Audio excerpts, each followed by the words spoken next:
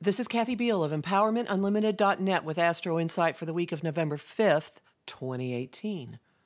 Are you familiar with the phrase fruit basket upset? Something knocking over a storage container, knocking over a structure, and things just flying everywhere, generally not as planned. That defines a lot of what's going on this week. This is a week of significant gear shifts, of whoopsies, of going back and, let's fix this. And yes, this is coinciding with the midterm election in the United States. So anything could happen. Unlikely that the status quo will remain based on what happens on that day. But of course, we are more interested in what's happening in your personal world. Seriously, please.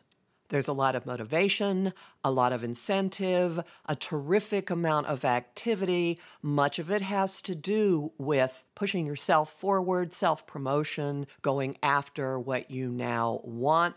There's a very strong streak of understanding yourself and your own values and your own worth much more deeply. This is part of the gift of the Venus retrograde, which does not end until the 15th, but a huge moving forward moment comes on November 6th, the Scorpio new moon, the new moon in the sign that she is currently occupying.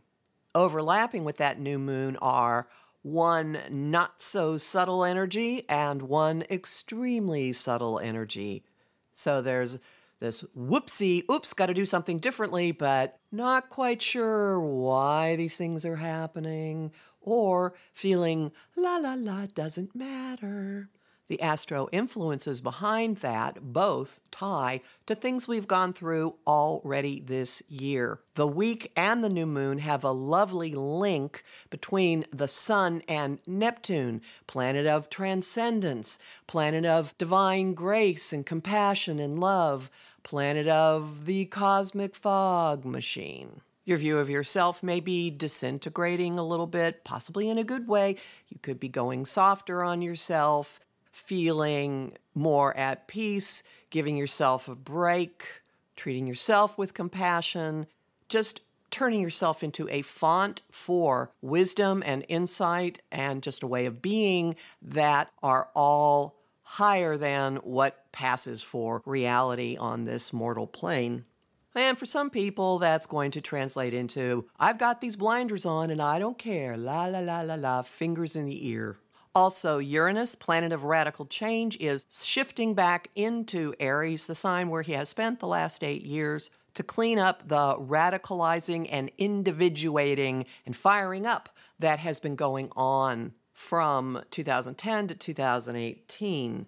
His shift on election day, by the way, takes him back over the gear shift that we experienced in mid-May and starts a process of rethinking, assimilation, making part of our new way of being.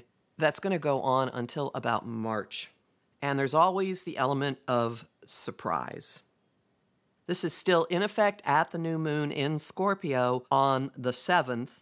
My forecast for that is already up at my site, empowermentunlimited.net, and I am going to suggest that this is an ideal time to do some kind of personal reckoning about your relationship with yourself and how much you value yourself. Many people have been on a journey of discovery of and embracing self-love.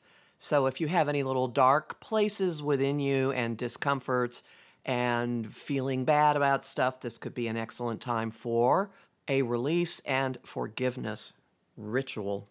But wait, no matter how dark things have been, the mood starts to lighten enormously starting on the 8th, and this goes on for 13 months, when Jupiter, the planet of expansion and good fortune and boundless optimism, moves into his home base of Sagittarius, and better possibilities start to enter our minds and our media and our information flow and our conversations.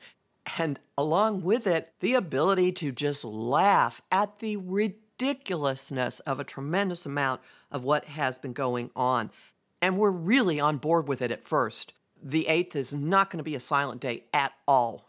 very, very noisy, very boisterous, very, you know what, I just want to go have an adventure, and why shouldn't you? And possibly the adventure has something to do with a relationship. Because as we go into the weekend, Venus and Mars, the archetypes of the feminine and the masculine, our hearts and our will, the part of ourselves that says, this is what I want, and the part of ourself that says, I am going to go get it, are collaborating. They're in a beautiful trine. They're getting along. This is effortless. You don't have to work it. You don't have to do it. Going to be a beautiful, sociable weekend. And as you sail through it, it takes you to a place with the opportunity to easily step into your power.